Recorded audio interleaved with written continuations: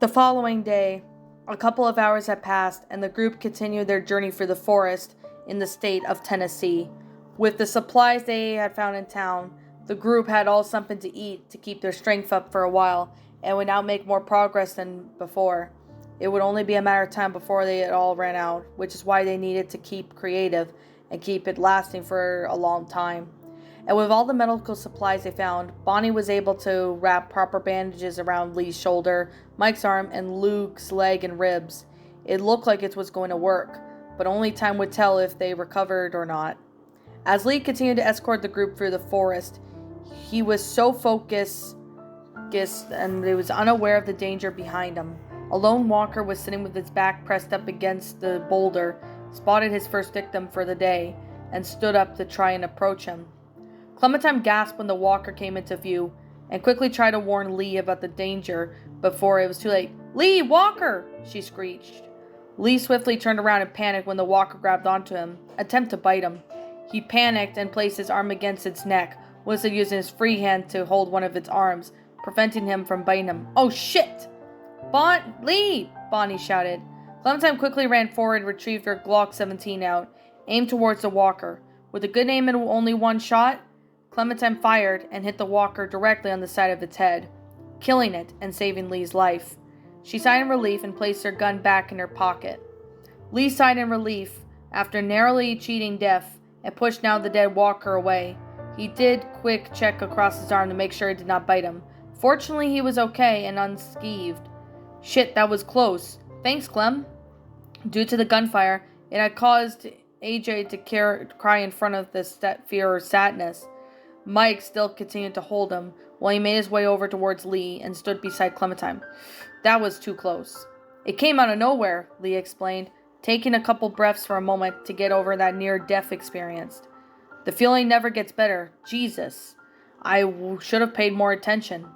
"That gunshot might have attracted more walkers," Bonnie stated. That caused Sarah to quietly gasp in fear. She took out her pistol and quickly did a survey around the area to make sure there were no walkers in the area.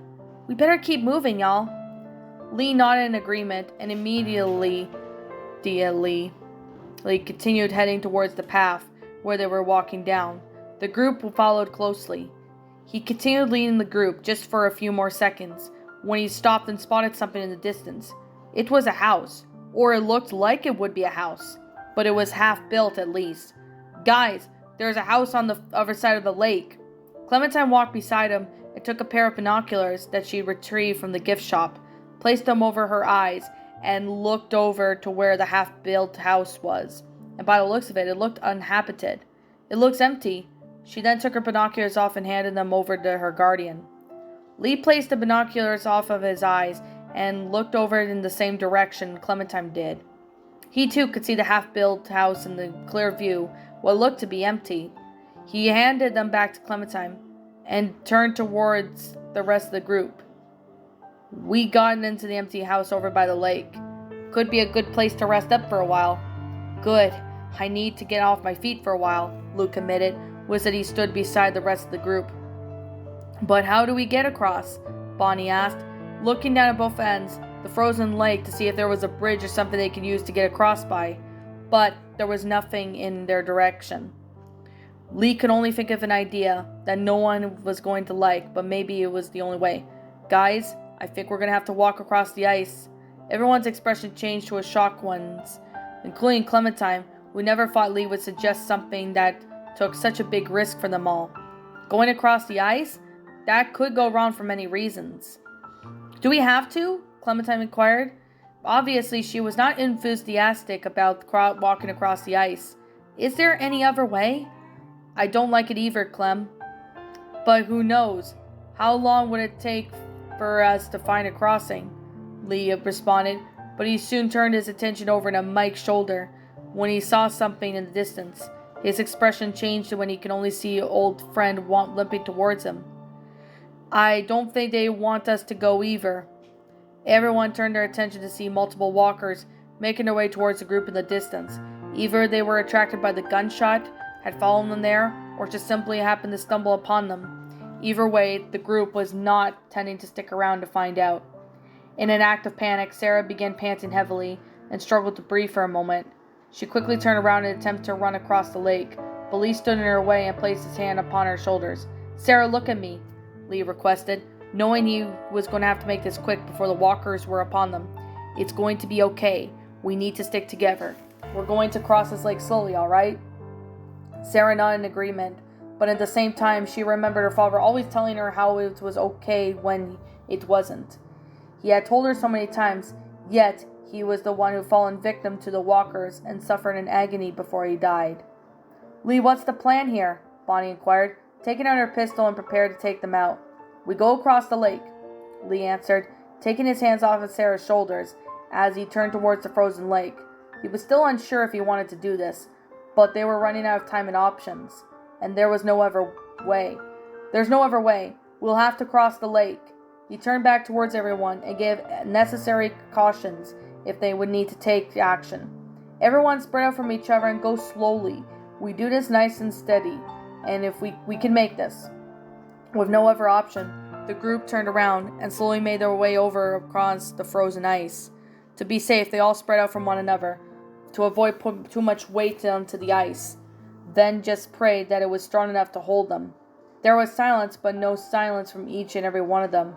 They could hear the wind whistling through the eardrums and ice pressing against their feet each time they took a step. As Clementine moved forward, she suddenly gasped herself when she heard a crack beneath her foot. She looked down to see a slight crack that she accidentally caused, but fortunately it was still holding. "It's okay," Luke assured, speaking to Clementine while he was behind the group with his injured leg. He limped slowly as he could to avoid damaging the ice. "We're good. Just keep moving." Sarah was the second one to be the closest to the side of the frozen lake, next to Lee. Turned around for a moment and gasped when she saw the monsters were following them. She was now afraid again, but it was not as bad as she thought it would be. "Lee? Walkers?" Lee then turned back for a moment and a fearful expression rose across his face. Not because the walkers might get him, but because the walkers might get close to the others, especially Clementine, who was still quite far back. Okay, it's just a few of them. They might slip. Let's continue." The group suddenly halted their steps when they heard ice breaking apart, followed by a heavy splashing. Did one of them fall in? Slowly everyone turned around towards one another and were finally relieved to see everyone had accounted for. They looked back to see it was a couple of walkers that had fallen through the ice. That made it easier for them. "Two down, plenty to go," Lee spoke to himself, slowly turning to himself around and continued making his way across the frozen lake. "Everyone, just stay spread out and we'll be fine," Bonnie assured, as she carefully watched her feet to avoid pressing down too much weight. The entire group continued making their way across the frozen lake, now paranoid of the thoughts of falling in. But they trusted Bonnie's words. If they were to stay spread out from one another, they would be fine. Lee and Mike were the first one to make it over and take back to make sure everyone was still moving. Lee folded his arms together in somewhat of a nervous expression across his face. He watched the rest of the group continue making their way across. He could see Sarah was the closest one to get across next, and by the looks of her face, she looked scared. "Just relax, Sarah. You're almost there. Just take it nice and slow." Sarah merely nodded in agreement and continued to carefully walk across the ice. She was extremely afraid and nervous and unsure if she would make it or not, but there was no going back now. Finally, after a couple of more terrifying moments being on ice, Sarah finally made it across and immediately ran towards Lee. She embraced him in a hug, which he returned. "It's okay. I told you it was going to be fine," Lee reminded, gently placing his arms around her, shifting his attention back towards the others to see their progress. He was relieved to see everyone still moving, but he looked closely towards one another and eyes widened. "Oh shit." Clementine and Bonnie stopped when they heard sounds of more ice cracking. The duo shifted their attention towards Luke and saw what was happening next. Them left shocked and afraid. Luke had halted in his tracks when his foot had gone through the ice slightly, and the wrong step could lead it to it breaking apart fully. Luke remained absolutely like a still as a statue, but was unsure of how he was going to get out of it. Bonnie was going to walk over and assist him, but he quickly prevented her from moving. No, don't. Come over here. It's all right. I can make it." Bonnie obeyed his request, but she did not believe him when he claimed that he could get out on his own. "Are you sure?" "Yeah, I'm fine," Luke answered, before he slowly turned his neck around and noticed the walkers making their way over towards him. He was trapped. If he moved too fast, he would fall in, but if he waited too long, those walkers would eventually catch up. "Luke, the walkers are coming," Bonnie stated the obvious, refusing to just stand around with his life in danger. "Let me help you." "No, the ice won't hold one of us. I just need to be more careful." Luke did not get the chance to finish his sentence when the ice beneath him broke down and he went. As ironic as it would be after telling him to be careful, he had now fallen in, had one leg in the water, but the rest of his body was still on the surface. "Luke!" Bonnie screeched. Her and Clementine immediately ran towards him. "No, stop!" Luke shouted, preventing the both of them from approaching further. He was fully in danger, and putting them in this situation that he was. "Look, I told you I'm fine. I just got to pull myself out." "Luke, you're not fine," Bonnie told him. "Luke, you need help," Clementine spoke up, knowing that he would not be able to pull himself up, especially with his injured leg. "No, the ice is too thin," Luke repeated, attempting to pull himself out for a moment, but he remained where he was. He could not move. Bonnie knew he was right about the ice being thin, but did not mean that she could not help him. She turned towards Clementine and gave her a strong suggestion. "Clem, you need to help him." "No, she'll fall in," Luke stated. "She's not. Clem, go!" Clementine looked back towards Luke and Bonnie, who was unsure what his suggestions were. She needed to break a choice fast before the walkers arrived, or the ice ended up breaking even more. "No, Clem, do not come over here," Luke ordered in a serious tone. "Clem, go. You're light. You could do it. I know you can," Bonnie assured the young girl, but it did not help her decide faster. "Stop telling her that. She's not light enough," Luke responded, was that he began to explain to them. He was afraid, but if they came any further, then that would just put all three of them in danger.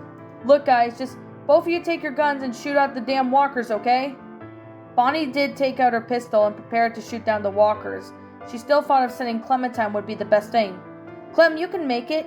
He's gonna die if we don't help him." "No, Clem, it's dangerous," Luke declined, now groaning for a moment as he felt the extreme cold running through his leg. "You guys need to hurry," Lee called out from the distance. Mike and Sarah were standing at it. "There's too many walkers," Bonnie stated, pulling the trigger and taking down one walker, but she would have to save as much ammunition as possible. Clementine made her way up her mind at least a few more seconds of thinking. She knew there were too many walkers to take down, but the ice was so thin. She knew Luke would not be able to get out on his own. Regardless of what she did, she slowly began making her way towards Luke. "Clementine, no!" Lee shouted, running towards them, knowing now how much he was going to put her life in danger, but there was nothing he could do now. Bonnie gave a firing support and looked down at some of the closest walkers, with Clementine making her way towards Luke.